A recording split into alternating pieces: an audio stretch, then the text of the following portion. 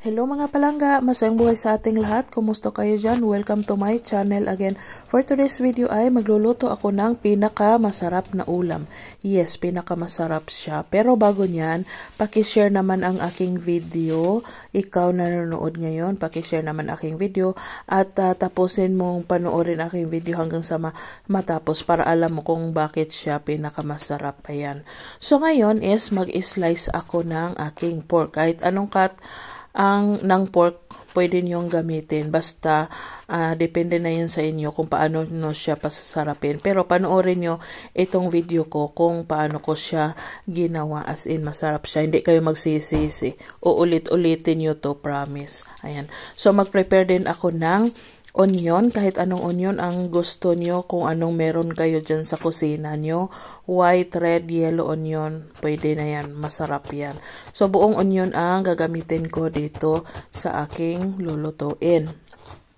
Tapos dito sa kawali is maglagay lang ako ng brown sugar. 2 kutsarang brown sugar, pwede din ang white sugar kung gusto nyo. Pero choice ko na brown sugar yung gagamitin ko. So caramelize lang, ganyan. Hindi ako sanay mag-caramelize, di ko alam kung tama itong ginagawa ko So paki-comment na lang kung tama itong ginagawa ko or merong kulang or mali. Ayan. So pagkatapos niyan is ilagay ang pork. Ayan.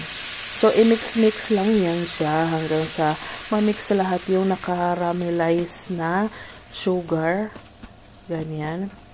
So wag nating madaliin yung pagluluto natin para masarap, kasi 'di ba ang mga bagay-bagay na madaliin is mabilis mawala at hindi masarap. Ayan, charot lang. Tapos takpan natin yan siya hanggang sa medyo maluto. So bago pa yan siya lutong-luto is i-check natin. Ayan, tignan nyo. Parang dumami yung niya, sabaw. Tapos ilagay ang garlic at saka onion. Tapos soy sauce, oyster sauce. Tapos Sprite. Hindi ako gumamit dito ng water. Sprite lang yung gamit ko dito pang palambot. Papalambutin pa natin itong ating niluluto na ulam. Ayan, tignan nyo. I-check nyo, low fire lang siya, tapos takpan nyo, tapos every now and then, i-check nyo, at tapos ihaluin nyo para hindi didikit dyan sa ilalim. Tapos nilagyan ko siya ng star anise at saka ginger.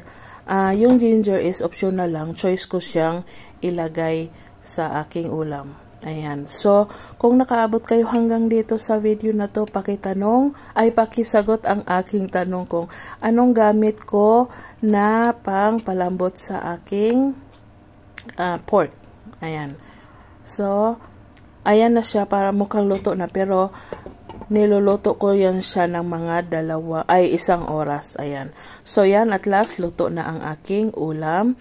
Tapos, yan yung rice ko, white rice. Kayong bahala kung rice ang i-partner nyo dito o hindi. Basta kung anong gusto nyo, kung saan kayo masaya, gagawin nyo. Yan. Tapos, ko lang siya, i-toppings ko lang. Although, yung nakita kong hindi naman niya tinatoppings. Pero sa akin kasi gusto ko ganito siya. Ayan. So, ayan na ang mga ingredients ko kung gusto nyong sundan. So, ready na ang aming dinner. Sana ay nagustuhan nyo ang video ko for today.